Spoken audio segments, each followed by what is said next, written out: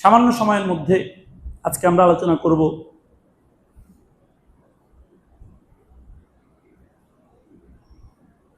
মুসলিম সমাজে এমন একটি মন্দ অভ্যাস সম্পর্কে, যে মন্দ অভ্যাস আমাদের সমাজে ব্যাপকতা লাভ করেছে, খুব ছড়িয়ে পড়েছে।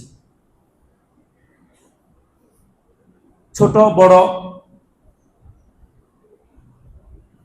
চাকুরিজীবী, ব্যবসায়ী, পেশাজীবী, শ্রমজীবী এবং রাষ্ট্রের কর্ণধার ব্যক্তিরা, ব্যক্তি থেকে নিয়ে পরিবার, পরিবার থেকে সমাজ, সমাজ থেকে রাষ্ট্র, প্রত্যেক জায়গায় এই মন্দ আমল এমনভাবে ছড়িয়ে পড়েছে যে মন্দ আমলের কারণে আমাদের সমাজ নষ্ট হয়ে যাচ্ছে, সমাজ ধ্বংস হয়ে যাচ্ছে।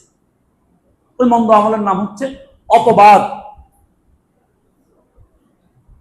অপবাদ এটি এত বড় মন্দ আমল যা একটা সমাজকে ধ্বংস করে দেয়।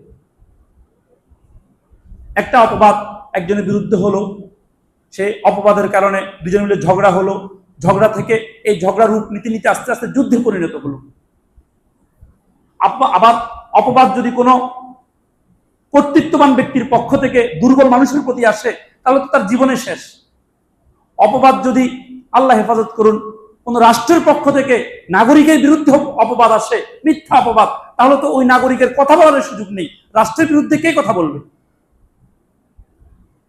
অপবাদ আমাদের ব্যক্তি জীবন, আমাদের পারিবারিক জীবন, আমাদের সামাজিক জীবন, সকল জায়গায় অপবাদ ছড়িয়ে পড়েছে।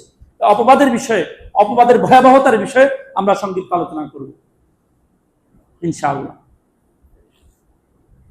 কোরআন মাজিদে একটি সূরা আছে, সূরাতুন নূর। সূরাতুন নূরে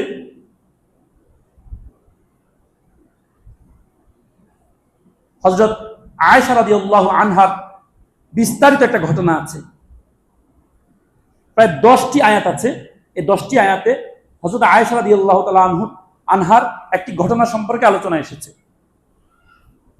ইন্নাল্লাযীনা জাউ বিল ইফকি উসবাতুম মিনকুম লা তাহসাবুহু শাররাল লাকুম বাল হুয়া খায়রুল লাকুম লিকুল্লি ইমরিইম মিনহুম মাকতাসাবা মিনাল ইসম ওয়াল্লাযী তাওয়াল্লা কিবরাহু মিনহুম লাহু আযাবুন আযীম লাউলা ইয সামি'তুমূহু যান্নাল মুমিনুনা ওয়াল মুমিনাতু বিআনফুসিহিম খায়রা ওয়া ক্বালু হাযা ইফকুম মুবিন।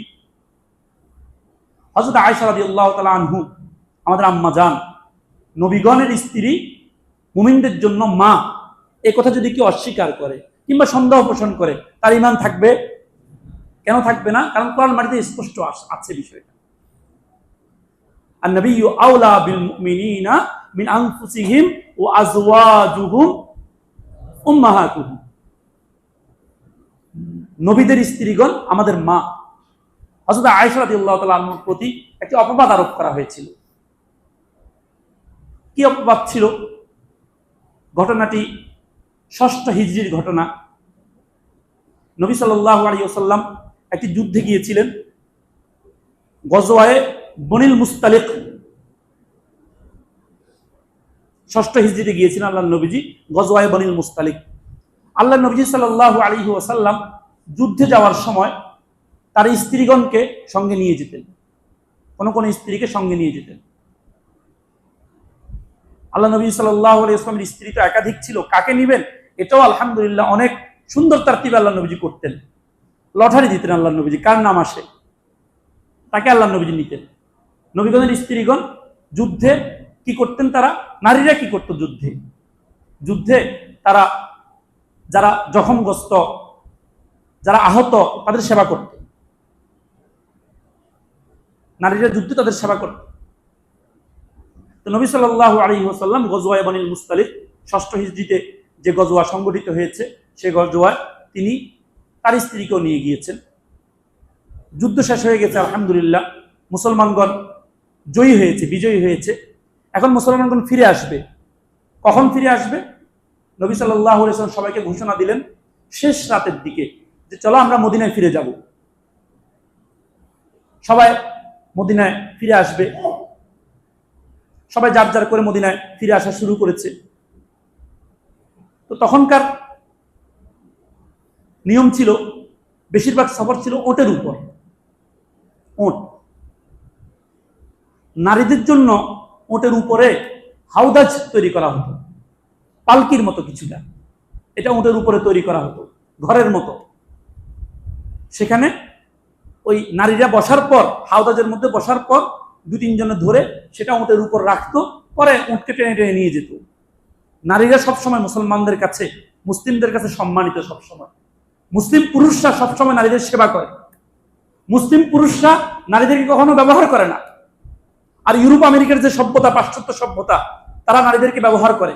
আমাদের মা বোনদেরকে নিয়ে কোথায় কোথায় রেখেছে? রিসিপশনে, হাসপাতালের রিসিপশনে তাদেরকে বসিয়ে রেখেছে, ব্যাংকের রিসিপশনে তাদেরকে বসিয়ে রেখেছে। গুরুত্বপূর্ণ পদে কোনো নারীকে দেয় না। এ পর্যন্ত কোন মার্কিন প্রেসিডেন্ট নারী হয়নি, এ পর্যন্ত কোন রাশিয়ার কোন প্রেসিডেন্ট নারী হয়নি, চীনের কোন প্রেসিডেন্ট নারী হয়নি। গুরুত্বপূর্ণ পদে তাদেরকে দিবে না, তাদেরকে দিবে কি? ব্যবহার। ভিন্ন প্রসঙ্গ, এটা কখনো অন্য কোনো সময় আলোচনা করবো ইনশাআল্লাহ। তো হযরত আয়েশা রাদিয়াল্লাহু তাআলা আনহু যথারীতি সবাই চলে আসছে। হযরত আয়েশা রাদিয়াল্লাহু তাআলা আনহু যেই হাউদাজের মধ্যে ছিলেন, যে পালকির মধ্যে ছিলেন, তিনি নিয়মতান্ত্রিকভাবে তিনি সেখানে বসবেন। এখানে তার পালকিটা উটের উপর উঠানো হবে। তো তার দায়িত্বে যে সাহাবী ছিলেন, তিনি ভেবেছিলেন হযরত আয়েশা রাদিয়াল্লাহু তাআলা আনহা ওই পালকিতে উঠে গেছেন। তিনি এটা মনে করেছিলেন ওই পালকিতে তিনি উঠে গেছেন, কারণ হযরত আয়েশা রাদিয়াল্লাহু তাআলা আনহা হালকা ছিলেন, স্বাস্থ্যবান ছিলেন না। এজন্য তিনি হাউদাজের উপরে ওই পালকিটা উঠিয়ে উটকে নিয়ে হাঁটা শুরু করেছেন। এদিকে হযরত আয়েশা রাদিয়াল্লাহু তাআলা আনহা জরুরতে গিয়েছেন, প্রাকৃতিক প্রয়োজন সারতে গিয়েছেন। তো সারতে গিয়ে তার গলার হারটা হারিয়ে গেছে, তার গলার যে হার ছিল, হারটা হারিয়ে গেছে। তিনি হার খুঁজতেছিলেন, হার খুঁজতে খুঁজতে, তিনি তো হার খুঁজছেন, হার খুঁজতে খুঁজতে এদিকে কাফেলার সবাই চলে গেছে। আর তার যে উট, তার হাউদাজ নিয়ে চলে গেছে। যিনি, যে সাহাবী তাকে টেনে টেনে নিয়েছেন, তিনি মনে করেছেন যে ভিতরে আছে। মুসলমানরা পর্দার রক্ষা করে সবসময়। অনেক শিক্ষা আছে এই ঘটনার মধ্যে আমাদের। মানে ওই সাহাবী এসে আর কথা বলেনি তার সঙ্গে, মনে করেছে ভিতরে আছে, হাউদাজটা পালকিটা উটের উপর উঠিয়ে নিয়ে গেছেন। এদিকে আম্মা জান আয়েশা রাদিয়াল্লাহু তাআলা আনহা, তিনি তো এখানে থেকে গেছেন, তিনি যাননি। তিনি যখন প্রাকৃতিক প্রয়োজন সেরে হার খুঁজতে খুঁজতে দেরি হয়ে গেছে, তার আপন জায়গায় যখন আসলেন, এসে দেখেন যে কেউ নেই, সবাই চলে গেছে, তার উট নেই। এখন তিনি কি করবেন? এখন তিনি চিন্তা করলেন যে এখানে তো আমি হেঁটে উঠে লাভ নেই, পরে আমাকে খুঁজতে আসবে। তিনি বুদ্ধির কাজ করলেন, তিনি চাদর মুড়ি দিয়ে আস্তে আস্তে বসেছিলেন। ভোর রাত ছিল তো, ওনার ঘুম এসে গেছে। জায়গায় জায়গায় শিক্ষা আছে। কতটা নিরাপদ ছিল মুসলমানদের জন্য তখনকার সমাজ, কতটা নিরাপদ ছিল। একজন নারী ভোর রাতে জায়গায় একা একা ঘুমিয়ে পড়েছে, ওখানে তিনি ঘুমিয়ে গেছেন। কিছুক্ষণ পর একজন সাহাবী, যার দায়িত্ব ছিল কাফেলা কোথাও থেকে চলে গেলে কাফেলার কোনো কিছু থেকে গেছে কিনা খোঁজ খবর নিয়ে পরে যাওয়া, এটা যে সাহাবীর দায়িত্ব ছিল, তার নাম ছিল সফওয়ান ইবনে আফতাল রাদিয়াল্লাহু আনহু। সফওয়ান ইবনে আফতাল রাদিয়াল্লাহু তাআলা আনহু তিনি এলেন, এসে দেখলেন যে এক জায়গায় কিছু একটা পড়ে আছে, কিছু একটা পড়ে আছে। এবং হযরত আয়েশা রাদিয়াল্লাহু তাআলা যে ঘুমিয়েছেন, ঘুমানোর সময় তার চেহারাটা ঢাকতে পারেননি, ঘুমের সময় চেহারা হয়তো বা ভুলে গেছে। হযরত সফওয়ান ইবনে আফতাল রাদিয়াল্লাহু আনহু তিনি হযরত আয়েশা রাদিয়াল্লাহু তাআলা আনহুকে চেহারা দেখেছেন, চেহারা দেখে চিনেছেন উনি আয়েশা। তিনি চেহারা দেখে চিনেছেন, কারণ হযরত সফওয়ান ইবনে আফতাল রাদিয়াল্লাহু তাআলা আনহু আম্মা জান আয়েশাকে পর্দার আয়াত নাজিল হওয়ার, পর্দার বিধান নাজিল হওয়ার আগে দেখেছিলেন। পর্দার বিধান ইসলামের শুরু যুগে নাজিল হয়নি, ইসলামের কিছুদিন পর পর্দার বিধান নাজিল হয়েছে। তখন তিনি তাকে দেখেছিলেন, তিনি দেখলেন, দেখে তিনি বললেন যে ইন্না লিল্লাহি ওয়া ইন্না ইলাইহি রাজিউন। তার ইন্না লিল্লাহি ওয়া ইন্না ইলাইহি রাজিউন শুনে হযরত আম্মা জান আয়েশা রাদিয়াল্লাহু তাআলা আনহা জেগে গেছেন। জেগে সর্বপ্রথম কি কাজ করেছেন? সর্বপ্রথম চাদর দিয়ে তার চেহারা ঢেকেছেন। শিক্ষা আছে আমাদের জন্য। কি শিক্ষা? যারা বলে চেহারা পর্দার অন্তর্ভুক্ত না, আম্মা জান আয়েশা কেন চেহারা ঢাকলেন? বুখারী শরীফের রিওয়ায়াত, বুঝার অনেক কিছু আছে। আম্মা জান আয়েশা তার চেহারা ঢেকে নিলেন। তো চেহারা ঢাকার পরে হযরত সাফওয়ান ইবনে আত্তাল তিনি তার উট আনলেন। উট আনার পর আম্মা জান আয়েশাকে বললেন যে আপনি এখানে উঠুন। উঠেছে, পরে তিনি উট টেনে টেনে, আম্মা জান আয়েশা উটের উপর ছিলেন আর তিনি উট টেনে টেনে কাফেলা যেখানে গিয়েছে ওখানে কাফেলার সঙ্গে দিয়ে তিনি যুক্ত হয়ে গেছেন। এদিকে শয়তান তো আছে, শয়তান তো লেগেই আছে। আর ওই যুগেও মুসলমান নামধারী কিছু মুনাফিক ছিল। ওই মুনাফিকদের সর্দার ছিল আব্দুল্লাহ ইবনে উবাই। আব্দুল্লাহ ইবনে উবাই ঘটনাটা দেখলো, সে দেখলো যে সাফওয়ান ইবনে আত্তাল আম্মা জান আয়েশাকে টেনে টেনে নিয়ে আসছে সবার পিছনে পিছনে। তখন সে এই মুনাফিক তখন কি ঘটনা রটিয়ে দিল যে আম্মা জান আয়েশার সঙ্গে সাফওয়ান ইবনে আত্তাল অপকর্ম কোনো কিছু হয়েছে, নাউজুবিল্লাহ। সে এই ঘটনা রটিয়ে দিল। এই ঘটনা রটিয়ে সে সবার কানে কানে এই ঘটনা রটিয়ে দিল। দুর্ভাগ্যবশত কোনো মুসলমান, হাসান ইবনে সাবিত, হযরত মিসবাহ, উম্মে হামনা, আরো কয়েকজন সাহাবী, তারাও এই মুনাফিকদের সঙ্গে সঙ্গে তাদের ফাঁদে পড়ে এরাও এই ঘটনা চর্চা করতে থাকলো। কাফেলা মদিনায় পৌঁছে গেল। মদিনায় পৌঁছার পর তখন মুনাফিকরা এই ঘটনা চর্চা করতে শুরু করলো। আম্মা জান আয়েশার বিরুদ্ধে অপবাদ। কিসের অপবাদ? আল্লাহু আকবার, ব্যভিচারের অপবাদ। আমাদের নবীজির আম্মার বিরুদ্ধে, আমাদের নবীজির স্ত্রীর বিরুদ্ধে, আমাদের মায়ের বিরুদ্ধে। মুসলমানরা সহ্য করতে পারলো না। মুসলমানদের কেউ কেউ নবী সাল্লাল্লাহু আলাইহি ওয়াসাল্লামের কাছে গিয়ে বলল, ইয়া রাসূলুল্লাহ, আপনি অনুমতি দেন। আপনি অনুমতি দিলে এই যে আব্দুল্লাহ ইবনে উবাই, তার কল্লা আমরা কেটে নিয়ে আসবো। সে কেন এরকম অপবাদ ছড়াচ্ছে? নবী সাল্লাল্লাহু আলাইহি ওয়াসাল্লাম বললেন, না, তোমরা এটা করো না। তোমরা এটা করলে কোনো একটা সময় মানুষ অপবাদ দিবে, বলবে যে মুহাম্মদ তার সঙ্গীদেরকে হত্যা করত। আব্দুল্লাহ ইবনে উবাই সে তো দেখতে মুসলমান। এটা করো না। আমি প্রমাণ পাওয়া পর্যন্ত অপেক্ষা করি, আসমান থেকে ঘোষণা আসা পর্যন্ত অপেক্ষা করি। অপেক্ষা করতে করতে নবীজি অপেক্ষা করতে করতে 1 মাস। এদিকে আম্মা জান আয়েশা যখন তিনি প্রথমে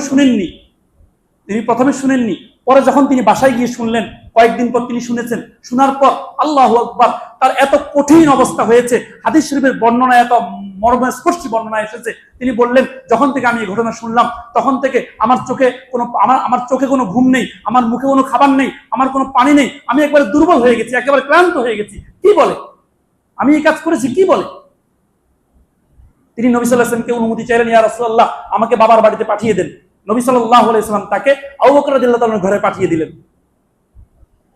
নবী সাল্লাল্লাহু আলাইহি ওয়াসাল্লাম জানতেন এটা অপবাদ, কিন্তু তিনি তো কৌশলী, তিনি তো নবীজি। তিনি যদি নিজের স্ত্রীর বিষয় তিনি যদি বলেন যে এটা অপবাদ, মানুষ বলবে যে নিজের স্ত্রীর সাফাই নিজে গাচ্ছে। এই জন্য আল্লাহ নবীজি কৌশল অবলম্বন করেছেন। তিনি কিছু চুপচাপ ছিলেন, তিনি কিছুই বলেননি।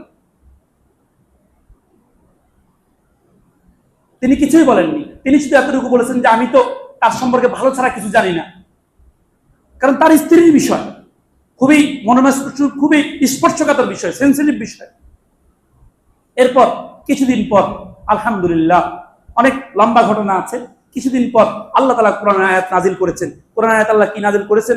ইন্নাল্লাযীনা জাউ বিল ইফকি উসবাতুম মিনকুম লা তাহসাবুহু শাররাল লাকুম বাল হুয়া খায়রুল লাকুম লিকুল্লি ইমরিইম মিনহুম মাকতাসাবা মিনাল ইথম ওয়াল্লাযী তাওয়াল্লা কিবরাহু মিনহুম লাহু আযাবুন আযীম। আল্লাহ তাআলা আয়াত নাজিল করেছেন যে এই ঘটনা, যে এই যে রটনা, অপবাদ তারা রটিয়েছে, তাদের জন্য যে সবচেয়ে বড় কাজটি করেছে তার জন্য যন্ত্রণাদায়ক শাস্তি রয়েছে, মহা বড় শাস্তি রয়েছে তার জন্য। এর মধ্যে মুসলমানদের মধ্য থেকেও কয়েকজন এই ঘটনার চর্চা করা শুরু করেছিল। আল্লাহ তাআলা কোরআন আয়াত নাজিল করে নবী সাল্লাল্লাহু আলাইহি ওয়াসাল্লামকে জানিয়েছেন এটি অপবাদ, সত্যের কোনো বিষয় নেই। আল্লাহ তাআলা আরো কি বলেছেন? মুসলমানদের সম্পর্কে কি বলেছেন? লাউলা ইসসামি'তুমুহু কুলতুম মা ইয়াকুনু লানা আন নাতাকাল্লামা বিহাদা সুবহানাকা হাদা বুহতানুন আযীম। আল্লাহ তাআলা বলছেন যে তোমরা যখন এই ঘটনাটা শুনলে তোমরা কেন বললে না যে এটি স্পষ্ট অপবাদ? এটা কেন বললে না? তোমরা কেন চর্চা করলে? তোমরা এটা প্রতিবাদ কেন করলে না? এরপর আল্লাহ তাআলা কি বলেছেন? ইন্নাল্লাযীনা ইউহিব্বুনা আন তাশিআল ফাহিশাতু ফিল্লাযীনা আমানু লাহুম আযাবুন আলীম ফিদ দুনিয়া ওয়াল আখিরাহ। যারা অশ্লীলতা, মন্দ কাজ মুমিনদের মাঝে ছড়িয়ে দেয় তাদের জন্য যন্ত্রণাদায়ক শাস্তি রয়েছে দুনিয়াতে এবং আখিরাতেও।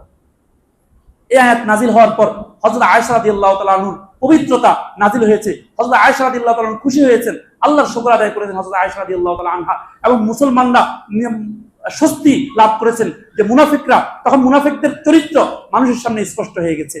কিন্তু কয়েকজন খালেস মুসলমান তাদের সঙ্গে জড়িয়ে যে পড়েছে, এরকম তিনজন মুসলমান ছিলেন যারা এদের সঙ্গে জড়িয়ে পড়েছেন, যারা এদের সঙ্গে মুখ মিলিয়ে আম্মা আয়েশার বিরুদ্ধে কিছু কিছু কথা বলেছেন। নবী সাল্লাল্লাহু আলাইহি ওয়াসাল্লাম ইসলামের বিধান মোতাবেক তাদেরকে নবী সাল্লাল্লাহু আলাইহি ওয়াসাল্লাম ৮০ দৌড়া লাগিয়েছে। ইসলামের বিধান কি?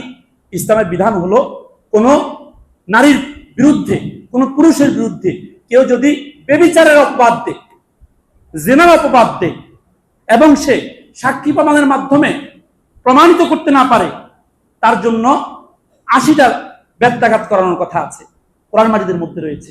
এবং সে ব্যক্তি অপবাদের কারণে তার পক্ষ থেকে কোর্টে, আদালতে, বিচারালয়ে কোথাও থেকে তার সাক্ষী গ্রহণ করা হবে না, কারণ তার বিশ্বাস সে হারিয়েছে, সে আস্থা হারিয়ে ফেলেছে মানুষের পক্ষ থেকে, মানুষের মধ্য হতে।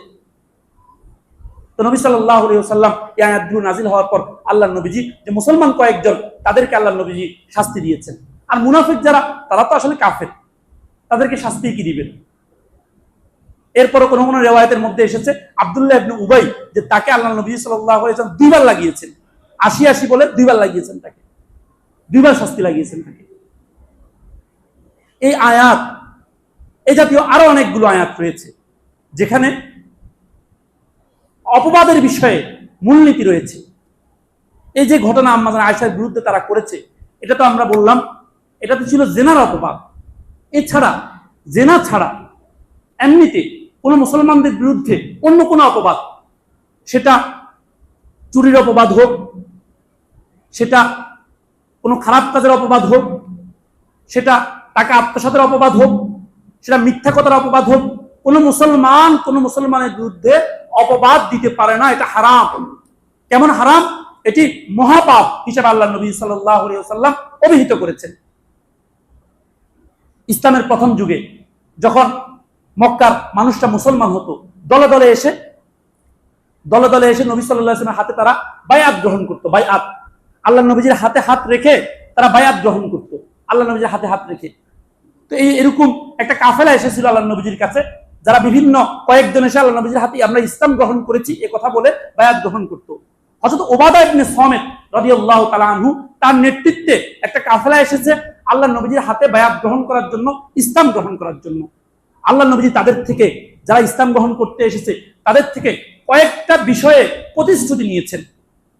যে কয়টা বিষয়ে প্রতিশ্রুতি নিয়েছেন, এই কয়টার বিষয়ের মধ্যে একটা ছিল, বলো তোমরা বায়ুউনি, তোমরা আমার হাতে বায়াত গ্রহণ করো, আল্লাহ তুশরিকু বিল্লাহি শাইআন, আল্লাহর সঙ্গে শিরিক করবে না, ওয়ালা তাসরিকু, তোমরা চুরি করবে না, ওয়ালা তাজনু, তোমরা জিনা করবে না, ওয়ালা তাকতুলু আওলাদাকুম, তোমরা তোমাদের সন্তানদেরকে হত্যা করবে না, ওয়ালা তাতু বিবুহতানিন তাফতারুনাহু বাইনা আইদিকুম ওয়া আরজুলিকুম, এবং তোমরা একজন আরেকজনের বিরুদ্ধে অপবাদ আরোপ করবে না। দেখেন, অপবাদ আরোপ করা কত মারাত্মক পর্যায়ের গুনাহ, কত জঘন্য গুনাহ, কত ভয়াবহ গুনাহ, এবং এটি সমাজ ধ্বংসের কারণ। কারণ অপবাদের মাধ্যমে একজন একজনের মধ্যে বিদ্বেষ তৈরি হয়, হিংসা তৈরি হয়, এবং একজন একজনের বিরুদ্ধে যুদ্ধ লিপ্ত হয়। এই জন্য নবী সাল্লাল্লাহু আলাইহি ওয়াসাল্লাম যে কয়টা বিষয়ের উপর বায়াত গ্রহণ করেছেন, এই কয়টা বিষয়ের মধ্যে অপবাদ আরোপ না করাকেও রেখেছেন, যে তোমরা আমার সঙ্গে প্রতিশ্রুতি দাও, তোমরা ঈমান আনার পর, মুসলমান হওয়ার পর আর কারো প্রতি অপবাদ আরোপ করবে না। অপবাদ আরোপ করা ইসলামে অনেক বড় গুনাহ, অনেক বড় হারাম কাজ। অপবাদ আরোপ করা, একজন মুসলমানের বিরুদ্ধে অপবাদ আরোপ করা। কারণ ইসলাম প্রত্যেক মানুষের যে নিরাপত্তাগুলো দেয়, তার রক্তের নিরাপত্তা দেয়। এই জন্য একজন মুসলমানকে হত্যা করা হারাম, কোন মানুষকে অন্যায়ভাবে হত্যা করা হারাম। ইসলাম একজন মানুষের সম্মানের নিরাপত্তা দেয়। এই জন্য একজন মানুষের বিরুদ্ধে কুচ্ছা রটনা করা, অপবাদ রটনা করা ইসলাম হারাম করেছে। ইসলাম একজন মানুষের সম্পদের নিরাপত্তা দেয়। এই জন্য কারো সম্পদ নষ্ট হতে লাগলে সে সম্পদকে রক্ষা করার জন্য যুদ্ধ করতে পারবে, সম্পদকে রক্ষা করার জন্য যুদ্ধ করতে পারবে, ইসলাম অনুমতি দিয়েছে। এবং কারো সম্পদ কেউ চুরি করলে ইসলাম বলেছে তার হাত কেটে দাও, কারো সম্পদকেও ডাকাতি করলে ইসলাম বলে তাকে আরো আরো উপরের শাস্তি দাও। তাহলে চোরের হাত কাটা, ইসলাম যে দণ্ডবিধি দিয়েছে চোরের হাত কাটা, এটা আপনার আমার মালের রক্ষা করার জন্য। ইসলাম যে একজন একজনকে হত্যা করলে তাকেও হত্যা করা, কিসাসের বিধান, কিসাস। কেউ কাউকে হত্যা করলে একমাত্র শাস্তি হলো তাকে হত্যা করে ফেলো। এটা আসলে আমার আপনার রক্তের নিরাপত্তা, রক্তের গ্যারান্টি, আমার আপনার রক্তের গ্যারান্টি ইসলাম দিয়েছে। এই জন্য ইসলাম কিসাসের বিধান দিয়েছে। আমার আপনার মালের গ্যারান্টি ইসলাম দিয়েছে। এই জন্য ইসলাম আপনার চোরের হাত কেটে দিতে বলেছে। আমার আপনার সম্মানের গ্যারান্টি ইসলাম দিয়েছে। এই জন্য ইসলাম কেউ যদি কারো বিরুদ্ধে অপবাদ আরোপ করে ইসলাম তাকে 80 তোড়া লাগাতে বলেছে। আল্লাহু আকবার, কত সুন্দর ইসলাম, কত সুন্দর শরিয়া, শরিয়া কত সুন্দর, কত সুন্দর ইসলাম। একটু চিন্তা করে দেখেন, ইসলামের যে দণ্ডবিধিগুলো যে আছে, এই ইসলামের দণ্ডবিধিগুলো যদি আমাদের সমাজে প্রতিষ্ঠিত হতো, চোরের যদি হাত কাটা হতো, হত্যার বদলে যদি হত্যা হতো, হত্যার বদলে যদি হত্যা হতো, কাউকে মিথ্যা অপবাদ আরোপ করার কারণে, জেনার অপবাদ আরোপ করার কারণে, ধর্ষণের অপবাদ আরোপ করার কারণে তাকে যদি দোররা লাগানো হতো, এবং কাউকে দর্শন করার কারণে তাকে যদি পাথর মেরে মারা হতো, আমরা ভিন্নটা দেখি। আমরা ভাবি যে ইসলাম এত জঘন্য কথা বলেছে যে একজনের উপর দর্শন করলো, একজনের সম্মানহানি করলো, তাকে পাথর মেরে ফেলো, এত কঠিন। হ্যাঁ, এটা কঠিন কেন দিয়েছে? আমার আপনার ইজ্জতের রক্ষার জন্য দিয়েছে, আমার আপনার সম্মানের রক্ষার জন্য ইসলাম দিয়েছে। ইসলামের এই দণ্ডবিধি কে দিয়েছেন? কে দিয়েছেন? আল্লাহ। তাহলে আমরা নামাজ পড়ি আল্লাহর, দণ্ডবিধি কার মানবো? কার মানবো দণ্ডবিধি? নামাজ পড়ি আল্লাহর, বিচার কার মানবো? কিন্তু আমাদের সমাজে কি আছে? আমাদের দেশে কি আছে? নেই। এই কারণে হত্যা বন্ধ হচ্ছে না, এই কারণে দর্শন বন্ধ হচ্ছে না, এই কারণে চুরি বন্ধ হচ্ছে না, এই কারণে ডাকাতি বন্ধ হচ্ছে না, এই কারণে দুর্নীতি বন্ধ হচ্ছে না। আমাদের যে হাসপাতালগুলো, আমাদের হাসপাতালগুলোকে গরিব মানুষটা চিকিৎসা পায়? গরিব মানুষটা চিকিৎসা পায় না। গরিব মানুষের কোনো চিকিৎসা নেই, ওখানে গরিব মানুষের চিকিৎসা নেই। অথচ হাসপাতালে যে ডাক্তাররা কোটি কোটি টাকা তারা ডাক্তারের বেতন ভোগ করে, তারা প্রাইভেট চেম্বারে এসে রুগী দেখে, ওখানে হাসপাতালে চিকিৎসা নেই। আমাদের যে আদালতগুলো, গরিব মানুষ বিচার পায়? গরিব মানুষ বিচার পায় না, কারণ বিচার কাজ পরিচালনা করতে হলে অনেক অর্থের প্রয়োজন হয়। আমাদের যেই থানাগুলো আছে, এই থানাগুলোতে আপনার কোনো সাধারণ মানুষ মামলা দায়ের করতে পারে? সাধারণ মানুষ মামলা দায়ের করতে পারে না। তাকে গুরুত্বই দিবে না, তাকে ওখানে ভিত্তিও দিবে না, বলে যাও। একজন মানুষ সে মামলা করবে, তার বিরুদ্ধে একজন তাকে জুলুম করছে, সে আমাদের থানাগুলোতে মামলা করতে যাবে, তাকে সে দুর্নীতি ঘুষ দিতে হবে। কেন বন্ধ হচ্ছে না? কারণ আমরা মুসলমান যারা আছি, আমরা মুসলমানরা ইসলামকে ছেড়ে দিয়েছি। কেউ কষ্ট পাবেন না, সত্য কথা, আমরা ইসলামকে ছেড়ে দিয়েছি। আমরা ভেবেছি ইসলাম শুধু নামাজ পড়া, আমরা ভেবেছি ইসলাম শুধু রোজা রাখা, আমরা ভেবেছি ইসলাম শুধু যাকাত দেয়া, আমরা ভেবেছি ইসলাম শুধু ভালো কাজ করা, কাউকে সৎ কথার আদেশ করা। অবশ্যই এগুলো ইসলাম, এগুলোও করছে না অনেক মানুষ আছে, কিন্তু আমরা যারা এগুলো করছি, আমরা আর বাকি যে ইসলামের বিধান আছে, ইসলামের দণ্ডবিধি আছে, ইসলাম সমাজকে শৃঙ্খলায় আনার জন্য যে চোরের হাত কাটতে বলেছে, ইসলাম সমাজকে শৃঙ্খলায় আনার জন্য যে আপনার কিসাসের বিধান দিয়েছে, গলা কাটতে বলেছে, ইসলাম আপনার সমাজকে শৃঙ্খলায় আনার জন্য, সমাজের মধ্যে হত্যা, রাহাজানি, ধর্ষণ বন্ধ করার জন্য, ওই যে ব্যক্তি জেনা করবে তাকে পাথর মেরে মারতে বলেছে, তাকে দোররা লাগাতে বলেছে, সবার সামনে বলেছে। এগুলো আমরা ভুলে গেছি, এবং যারা এগুলোর পক্ষে কথা বলবে আমরা তাদেরকে আজকাল ভালো মানুষ হিসেবে দেখি না। আমরা ভাবি আমাদের ইসলাম, ভাবি আমি নামাজ করতে পারছি, আমি রোজা রাখতে পারছি, আলহামদুলিল্লাহ, আমার আর কিছু দরকার নেই। অথচ আমি পূর্ণাঙ্গ ইসলাম না। এটি পূর্ণাঙ্গ ইসলাম হচ্ছে যেখানে ইসলামের সকল বিধান চলবে, সেটা পূর্ণাঙ্গ ইসলাম। আল্লাহ তাআলা কোরআন মাজিদের মধ্যে বলেছেন, ইয়া আইয়ুহাল্লাযীনা আমানু উদখুলু ফিস সিলমি কাফা, তোমরা ইসলামে পরিপূর্ণ প্রবেশ করো। আমরা ইসলামে পরিপূর্ণ প্রবেশ করতে পারি না। আমি যে কথা বলছিলাম, অপবাদ এটা এত বড় ভয়াবহ বিষয়। অপবাদ মানুষের জীবনকে ছিন্ন ভিন্ন করে দেয়। এটা ব্যক্তিগত পর্যায়ে অপরাধ, সামাজিক পর্যায়ে অপরাধ, রাষ্ট্রীয় পর্যায়ে অপরাধ। অপবাদ অনেক বেশি অপরাধ। আর আমাদের সমাজ থেকে এই অপবাদের যে দোষ, এটা যাচ্ছে না কেন? কারণ আমাদের মধ্যে দ্বীনি সচেতনতা নেই, আমরা আখিরাতের কথা জানি না।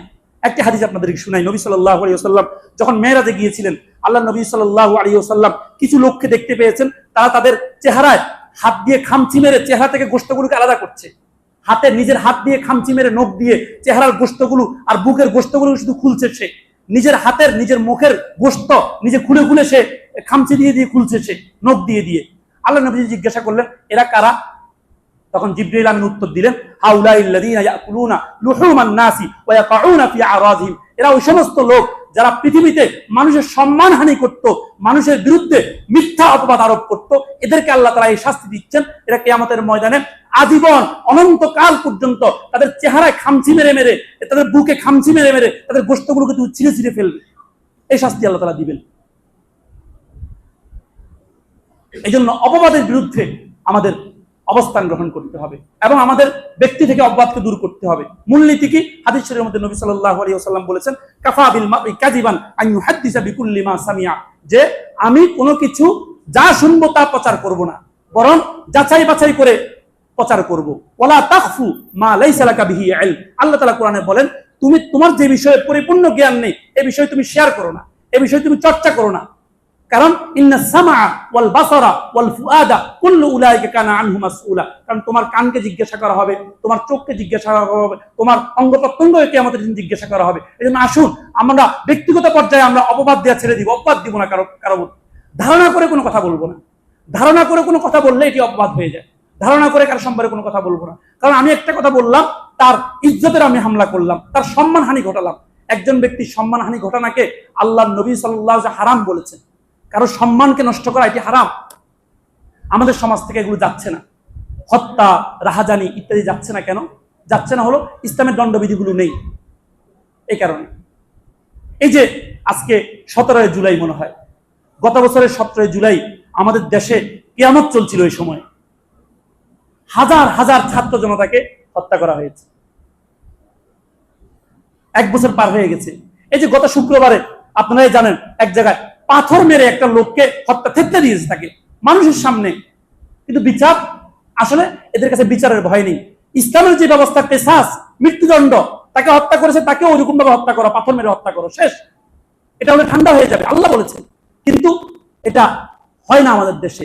বড় বড় যে দুর্ঘটনা ঘটেছে, কোন হত্যা কিছুদিন পর্যন্ত ওই দুর্ঘটনাগুলোর খুব চর্চা হয়, এরপর আর কোনো বিচার নেই, শেষ। কোথাও কোনো তো কাউকে তো ফাঁসি দিতে আমরা দেখলাম না এ পর্যন্ত। 1 বছর তো হয়ে গেল, এ পর্যন্ত কাউকে ফাঁসি দিতে দেখলাম না। হ্যাঁ, বিচার হবে, বিচার হবে, অবশ্যই বিচার হবে। আমাদের সরকার বলছে বিচার হবে, কিন্তু ফাঁসি দিবে? আমাদের মনে হয় না ফাঁসি দিবে। কেন না জানেন? অনেক ভিতরের কথা আছে। কেন না জানেন? কারণ জাতিসংঘের মানবাধিকার কমিশনের যে কথা, সেটা হলো তারা মৃত্যুদণ্ড কখনো চায় না। জাতিসংঘের মানবাধিকার কমিশন মৃত্যুদণ্ডকে সমর্থন করে না। তারা যে দেশে জাতিসংঘের মানবাধিকার কমিশন আছে, ওই দেশে জাতিসংঘের মানবাধিকার কমিশন সরকারকে সুপারিশ করে তারা যেন মৃত্যুদণ্ড ছাড়া অন্য কোনো শাস্তি দেয়। এই যে আমাদের ভাইদেরকে আমরা হারালাম, আমাদের বোনদেরকে হারালাম, আমাদের আত্মীয়স্বজনদেরকে হারালাম, 2000 ছাত্র নিহত হলো, 2000 ছাত্র শহীদ হলো, তাদের বিরুদ্ধে তাদের যে হত্যাকারী যারা, তাদেরকে মৃত্যুদণ্ড দিবে? মনে হয় না। কারণ আমাদের দেশে জাতিসংঘের মানবাধিকার কমিশনের দপ্তর খোলা হচ্ছে। জাতিসংঘের মানবাধিকার কমিশন ওই সকল দণ্ডবিধি প্রয়োগ করে না যে সকল দণ্ডবিধি ইসলাম প্রয়োগ করে। কারণ জাতিসংঘের মানবাধিকার কমিশন ছলে বলে কৌশলে ইসলামের দণ্ডবিধি যেগুলো আছে এগুলোর বিরুদ্ধে কাজ করে। জাতিসংঘের মানবাধিকার কমিশন দেশগুলোকে পরামর্শ দেয় তোমরা মৃত্যুদণ্ড প্রচার করো না, মৃত্যুদণ্ড কার্যকর করো না। এই জন্য আমাদের আশঙ্কা হয়, মনে হয় মৃত্যুদণ্ড কার্যকর হবে না। এই হত্যাগুলো সব এভাবে বাংলাদেশে এক সময় হত্যার হোলি খেলা চলবে, যাবে না হত্যা। আরো ভয়ানক বিষয় হচ্ছে, আমরা যে বলছিলাম অপবাদের কথা, কিছুক্ষণ আগে বলছিলাম অপবাদ। গত 17 বছরে এদেশে রাষ্ট্রীয় আয়োজনে অপবাদ হয়েছে। রাষ্ট্রীয় আয়োজনে এদেশের হাজার হাজার আলেম ওলামাকে জঙ্গি ট্যাগ দিয়ে, জঙ্গি মামলা দিয়ে তাদেরকে গুম করা হয়েছে, খুন করা হয়েছে। বলেন হয়নি? বলেন হয়নি? হয়েছে।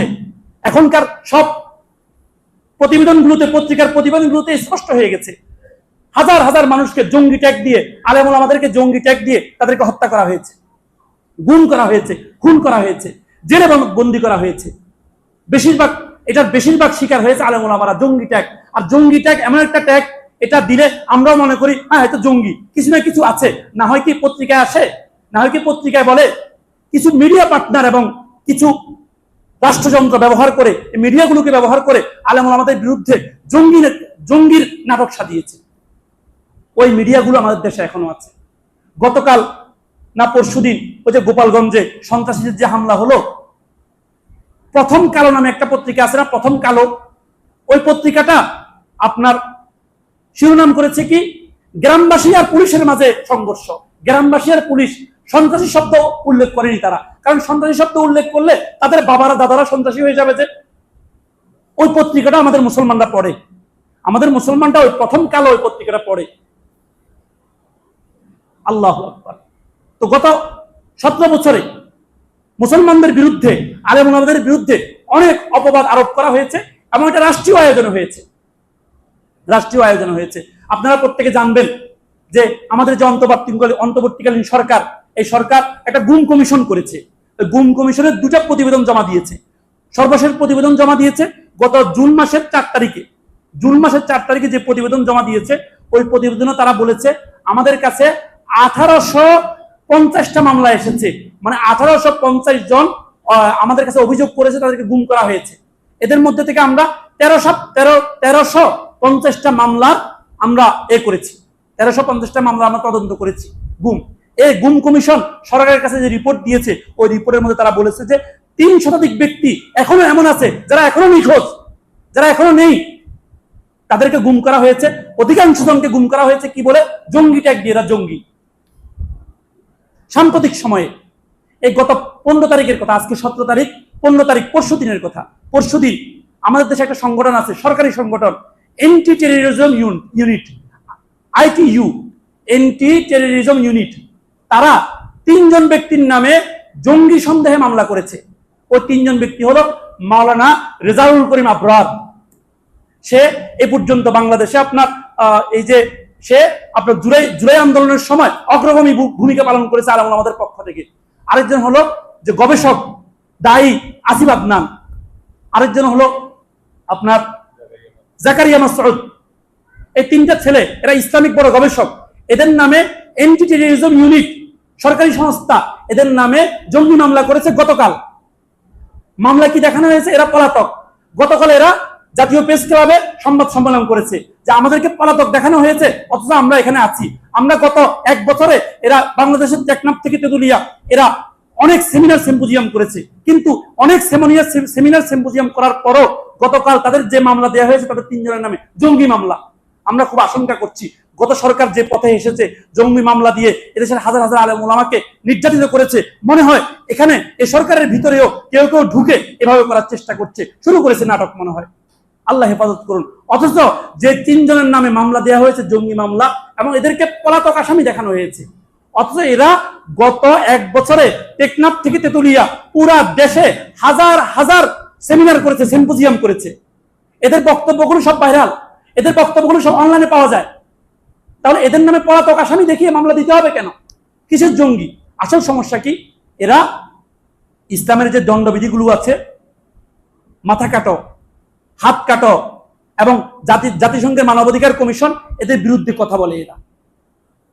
আজকে এদের বিরুদ্ধে মামলা হয়েছে, হতে পারে কোনোদিন আমার বিরুদ্ধেও হবে, হতে পারে কোনোদিন আপনাদের বিরুদ্ধেও হবে।